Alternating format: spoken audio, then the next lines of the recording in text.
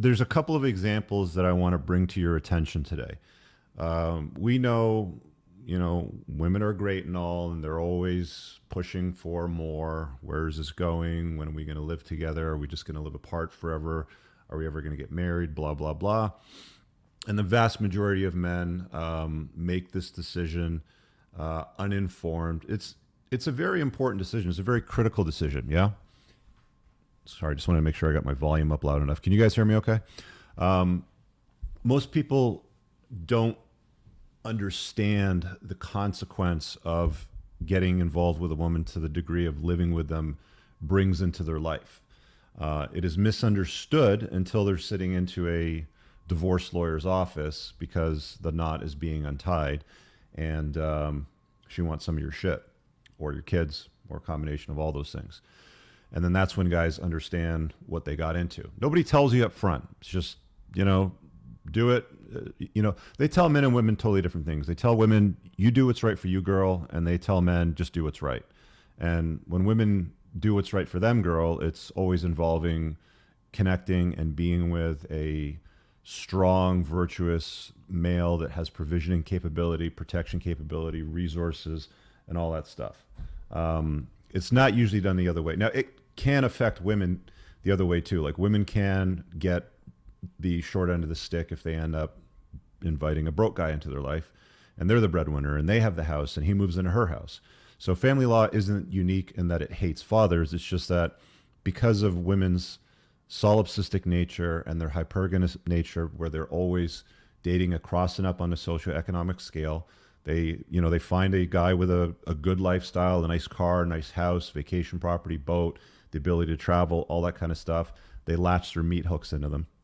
And, they start intermingling lives, which is where stuff gets complicated.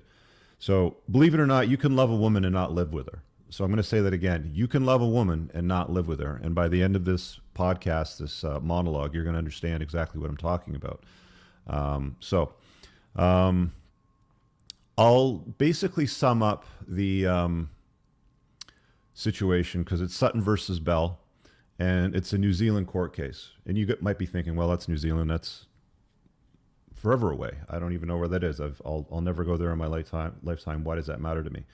Well, I'm going to use another case in North America as well after this, which is actually even worse. This just happens to be a recent case that was brought to my attention. So thank you to the viewer that sent that to me. If you guys come across anything that you feel I need to take a look at, shoot me an email with it and I'll have a look at it. My email is in the about section of the YouTube channels. So this happened recently. And, like any other relationship, it starts off with very good intentions. He's like, she smells nice. She's like, he looks nice. He's got some stuff and, the capability to provide and stuff. So let's do things together. I'm going to try to distill this down to layman's terms. I spent a lot of time during my own divorce reading case law. It's one of the things that I encourage guys to do in my course. It's called the Unplugged Alpha's Guide to Divorce. If you guys are untying the knot or contemplating untying the knot, there's a link in the description to my course, which will help prepare you properly. So in Sutton versus Bell, the Court of Appeal held that if a couple are in a contemplation of a de facto relationship, the court may set aside a disposition of property. So in this case, it was a trust agreement where he put his property in trust prior to the relationship. So a court may set aside a disposition of property, such as the transfer of assets to a trust under Section 44 of Property, blah, blah, blah, Act 1976, whatever. So basically what the court is saying is it doesn't matter what you do to protect your property. If we decide something different than what your intention is with your property to protect it, even if it's not in your name, even if you put it in a trust, we can put everybody in a time machine and turn back the clock and basically put both of you as a couple in a place where she should be on title for the house. Okay. So background.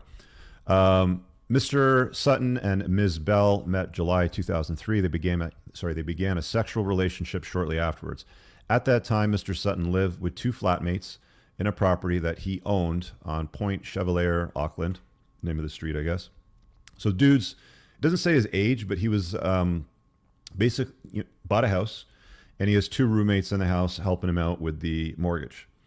The property was Mr. Sutton's former matrimonial home. Okay, so there we go. So he was married prior, and he got divorced. Ex-wife left the house. He obviously bought her out, stayed in the house, and said, I'm single. I'll move some roommates in to help pay for shit, probably because the divorce was expensive for him at the time. Then in early 2004, Ms. Bell moved into the property as a flatmate, it says in quotation marks. Miss Bell had her own bedroom, but slept in Mr. Sutton's bedroom. Now, isn't that shocking that she moves in as a roommate, but shortly after moving in as a roommate, starts porking the guy and basically sleeping in his bed instead of in her own bedroom? This is when things start to change. This is when family's law starts to evolve and mold. When you start behaving like you are a couple in a committed, exclusive relationship to one another, then the state starts to look at that as a marriage. Even if you don't take vows, even if you don't have a ceremony, even if you don't, like, she has her own bedroom, she's a renter, but she's sleeping in your bed and you're acting as a couple, right? I mean, they always say, like, don't shit where you eat, right? Prime example, but, let's keep going because guys love to complicate their life and justify why. At the end of 2004, Mr. Sutton transferred the property into a trust. Now, keep in mind, they met in 2003 when she moved in as a roommate. 2004 they met. At the end of 2004, so later on that same year, he transferred the property into a trust with her knowledge. And in fact, Miss Bell suggested that Mr. Sutton place the property into a trust to ensure that it was considered separate property and not a family home. I'm going to say that shit again because this is how fucked up this is. This chick told him, encouraged him to put the property that she was rented while sleeping in his bed, into a trust so that it would be considered separate property and not a family home. Okay? So he's probably going at this point, well, this chick's cool. She cares about me. She doesn't want anything to do with my shit. Because that's what women will do, right? Before they take your shit or they, start doing stuff like this, excuse me a second, they'll do the standard, I don't need anything from you. I'm self-sufficient. I'm not here for your money. I just love you. Blah, blah, fucking blah. Several years later, guess what happens when they part ways? Now, all of a sudden, she's changed her mind. And you have to remember, guys, women always reserve the right to change their mind at any given time. I'm going to say that again. I'm going to say it louder so the people in the back hear it. Women always reserve the right to change their mind at any given time. Are you paying attention? I feel like I need to shout these things sometimes. I feel. Anyway, at the end of 2004, transferred into the property trust, not a family home. Let's keep going.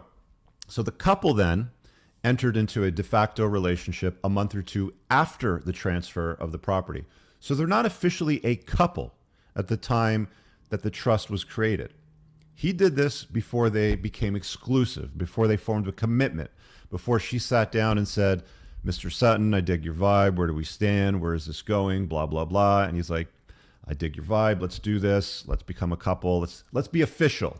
Let's start going to each other's Christmas parties. Let's start taking vacations together.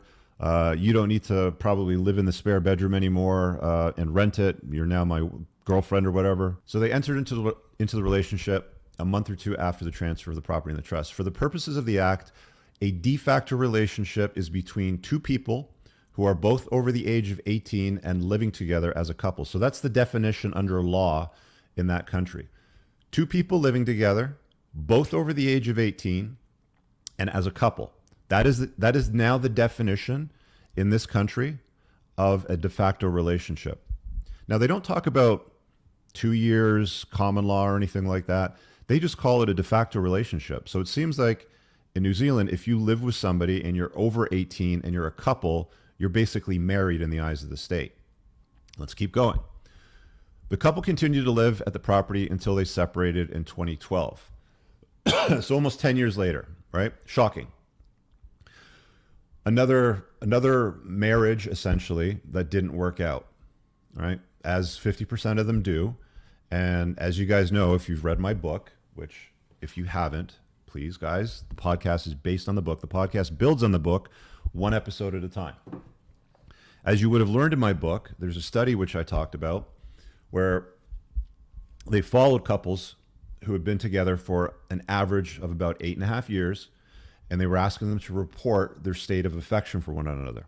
And after about 8.5 years or so, less than 13% reported that they were still in love, and less than 3% reported that they were in a state of bliss, meaning like they're obsessed with each other. So every guy is just like, yeah, let's do this. Let's live together and invite the government into our lives and, be a couple. And they also had kids. I'll get into that in a second. What could possibly go wrong, right?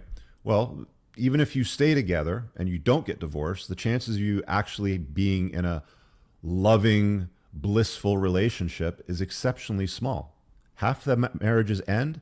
The other half that stay together, a very tiny percentage of them are still in love. Let's keep going.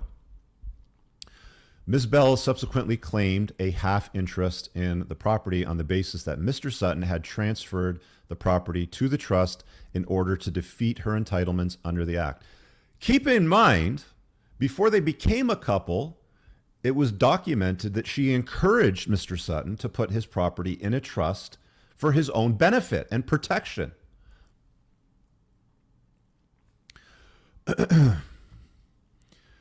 The family court ordered that the property be transferred to Ms. Bell and Mr. Sutton as tenants in common.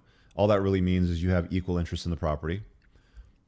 The High Court dismissed Mr. Sutton's challenge that the decision, the High Court, so he challenged the original decision in a High Court. He just took it to the next level, right? Like an appeal court. And Mr. Sutton's challenge to the decision, but it was appealed. So they just basically said, sorry, I don't really care how you feel. This is how it looks like to us under law. So we're going to give her half your house.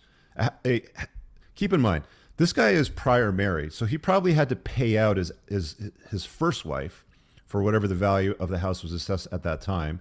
Then he moved in roommates. Then he did the dumbest thing ever, moved in another chick and got into a relationship with her. And now she's taking half of the house after he's already paid out his ex for half of the house several years earlier. Sorry, guys. I got to laugh, Guys love to complicate their life and justify why they do it.